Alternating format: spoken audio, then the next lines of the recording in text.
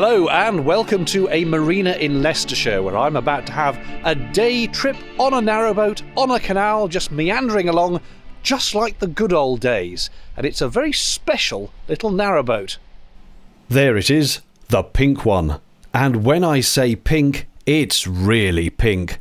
Everything about this boat is pink themed, from the pink bicycle in the well deck, which has pink lockers, to the pink cushions in the living area, which have pink flamingos overhead for decoration. And there's another on the table opposite. The other end of the boat too has pink cushions and placemats in the double dinette, which is duplicated across the boat. Notice also the pink bike helmet and the pink towels and bathroom bag. But who would live or holiday on a boat like this? Yep, of course, there's only one person we know, and that's my dear friend Lorna, and this is her brand new narrowboat called Foxglove. It was only put into the water 5 weeks ago, and we were going on Lorna's third outing in it. Even being new, the regular engine checks should be done before we set off, so Lorna lifted the hatch. There's the engine, a 20 horsepower Beta Marine with a water lubricated stern gland. It's so clean and new in here. Lorna pulled out the dipstick to check the oil level, which was fine. So then she unlocked the engine control panel and switched on the ignition. Okay, Lorna, engine started. How are you feeling? Lovely. All excited? Always. It's because she's boating with me. Yeah. It's like all my Christmases have come at once. Christmas in August. A boating trick I learned early on is that if you want to go anywhere, you have to untie the ropes securing the boat to the mooring. So Lorna did that first. Then she engaged warp drive in reverse to back us off the pontoon.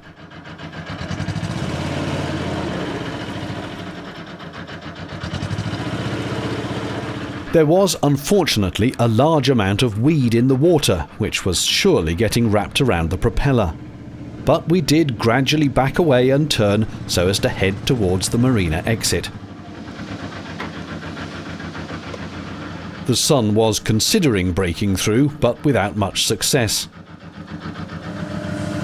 Freed from the weed, we charged for the main line of the canal. But there was a small problem. The boat horn had already stopped working, so we had to improvise as we came up to the junction to alert any oncoming boats to our presence. Pop! My human foghorn did the trick, and we turned out onto the canal with no problems, though we did seem to be going rather slowly, given the number of revs the engine was spinning at. At 1500 RPM, I'd expect us to be making brisker progress. It was certainly possible all of that weed was jamming the propeller. We carried on anyway for a while, just to make sure we weren't imagining it.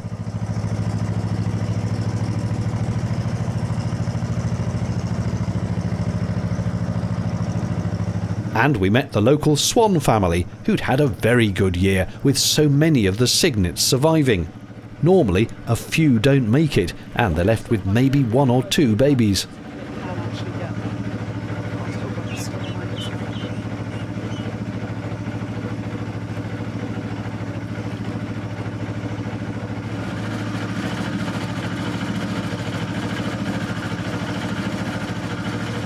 We noticed another boat catching up with us, which reinforced that we were going rather slowly. Ahead was a small and convenient section of metal Armco for us to pull into to let them pass. I held Foxglove on the centre line as the boat came by.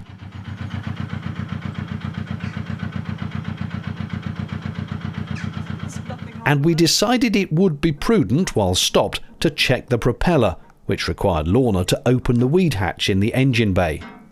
She undid the metal clamp that holds it in place, and then there was a problem. It wouldn't come off.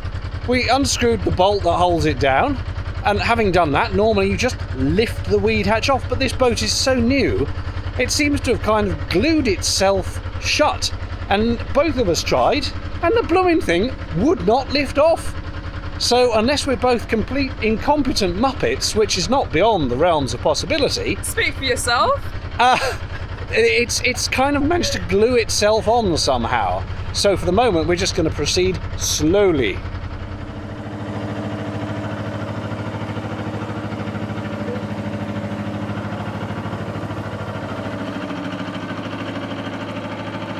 Given that the hatch was absolutely solid, but there was something definitely amiss, we switched to plan B.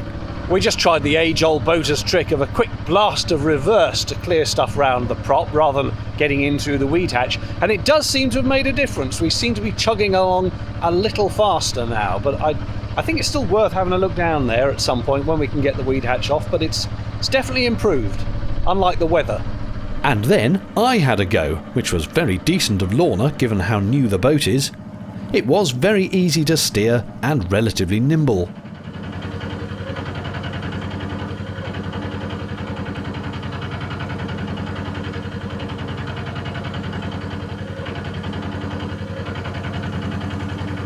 We were coming up to Foxton Locks, which is not only a busy spot for narrowboats with the flight of 10 locks arranged as 2 5-lock staircases, but also a popular location for tourists, due not only to the canal, but also the 2 pubs and the cafe at the top. I think that's the boat that overtook us.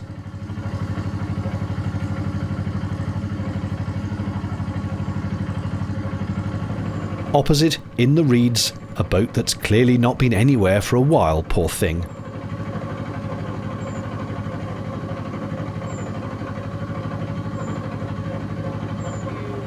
On another day, we might well have stopped here and gone for a walk or to the pub, but our mission this time was to turn left at the junction and head towards Market Harborough. There are the locks with those 2 boats waiting to go up. They can't just go as they please because the locks being a staircase means you have to wait your turn with the boats coming down. Our decision to head east meant tackling 2 swing bridges, the first of which is right here, but which was already being opened by crew from the pair of boats stopped at the side.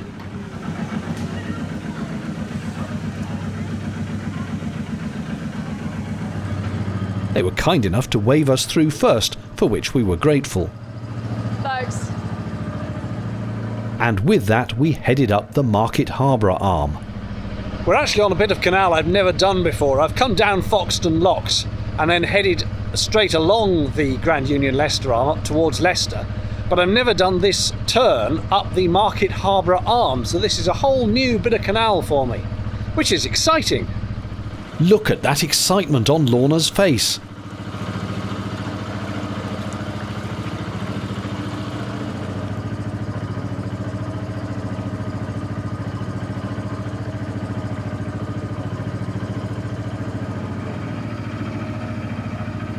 You can see how gentle the movement of a canal boat is by spotting how this lady walking her dog easily kept pace. You'll see her again in a minute. Another tiny little boat. This one's a Springer. You see loads of them on the canals, even though they were made with very thin steel, but by now most have had overplating done, so they're still floating, and they are cute little boats. Look, there's the lady with the adorable Labrador again. And here's the second swing bridge, which Lorna wanted to tackle as if she was travelling solo. That meant we tied up on the offside, which luckily has a bollard for that purpose. We do that because the bridge has to be swung from that side, with the instructions and a lock for the bridge here too. That's Lorna putting the key in. This is actually a road bridge which cars can come over, so you first have to shut barriers to stop the traffic, lest they plunge into the canal. You know, some would if you didn't physically stop them. That done, we swung the bridge, went through, and then carried on. As we ticked along in what was now pleasant sunshine, our thoughts were turning to our stomachs, so when Lorna spotted a nice bit of mooring opposite a pleasant field, we took it and paused for a cheese sandwich. It was splendid to just sit aboard with food and a cup of tea, enjoying the air and the boats coming past. You know, there's really no need to actually go anywhere on a boat. It's rather good to just treat it as a floating shed. Well, we've had a spot of lunch, the sun has come out, and I suppose we ought to be heading gently back to the mooring. So we're going to go that way, find a winding hole, not that we probably couldn't turn the boat around anywhere, it's so short, but we are going to go that way, find a proper winding hole, turn around, and go back the way we came. A little burst of thrust from the weed-ridden prop was sufficient to push us off the bank. Unfortunately, we timed it perfectly to coincide with another boat just reaching us, and we didn't want to inconvenience them when we got to the turning point. So once again we paused and looked at this golden field as we waited for them to go past.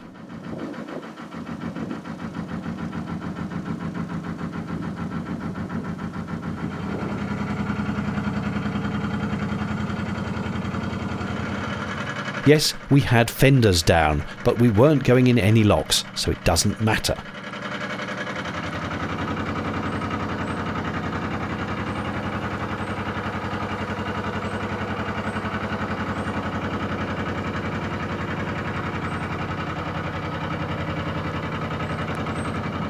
We reached the winding hole, which, for anyone unfamiliar, is a wider chunk in the canal specifically to give you space to turn around, by virtue of pointing the nose into the side and swinging the back round so as to do a 3-point turn. In a very short boat like Lorna's you could almost turn anywhere, but given there was a winding hole here, we might as well make use of it. And we briefly had a guest while we manoeuvred. Facing back west again, we pottered gently home.